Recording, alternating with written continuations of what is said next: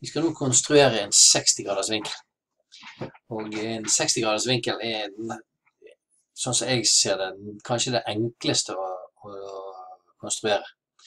For det du gjør, det er at du finner et punkt der du vil konstruere vinkelen din. Så stikker du passeren ned i det punktet, og så uavhengig av hvor stor radius du velger i sirkelen din på passeren, så tar du og dreier en sirkelsektor oppover, bruker samme åpningen, altså samme radiusen, går bort på enden av dersom krysningspunktet mellom sirkelbuen og linjen din, og så finner du et punkt der de to krysser hverandre, og der har du egentlig allerede fått det andre punktet ditt til 60 grader. Så trekker du en strek fra A, og det andre vinkelbeinet ditt blir da dannet fra A og opp i krysset som du laget her borte. Og nå skal vi se at dette stemmer ganske bra. Og det vi skal bevise da, det er jo at sirkelen faktisk går,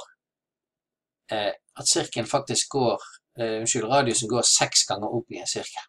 Fordi alle husker at antall vinkelen i en sirkel er akkurat 360 grader. Sånn at hvis jeg da begynner med denne her igjen, går bort her, og så roterer jeg, så får jeg første punktet mitt her borte. Så går jeg samme radius igjen, går jeg opp her, så skal han altså komme tilbake igjen i utgangspunktet sitt. Hvis jeg er nøyaktig nok, så skal han komme tilbake igjen etter 6 ganger. Oi sann, det må jeg ikke gjøre. Skal vi se. Nå skal vi prøve å rotere den litt inn. Da var det altså 1, da blir 120 grader her. Og så flytter jeg han bort igjen til det punktet. Og da er 180 graderen her, så det er jo en rett linje, og det ser jo ut så det stemmer ganske bra foreløpig, ikke det? Og så går vi på den 4, unnskyld, da har vi altså 1, 2, 3, så er vi i den 4 her. Ups, nå tuller Bashir. Og prøver vi igjen, og der var vi med den 4.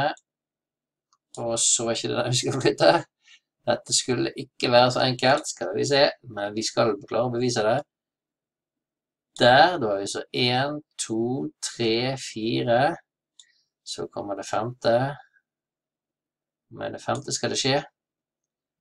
Skal vi se. Der har vi 5.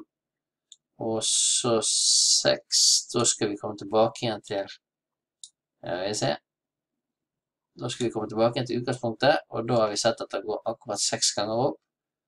Og det gjør han med litt unøyaktighet. Og det får vi skylde på min manglende passerspisskompetanse. Yes! Sånn at dette er altså 60 grader. Vi har konstruert en 60 graders vinkel. Hvis vi ligger den nedpå her, så ser vi at det er ufselig likt 160 grader. Med litt forskyvning av sentrum her. Sånn, så er det 60 grader. Yes!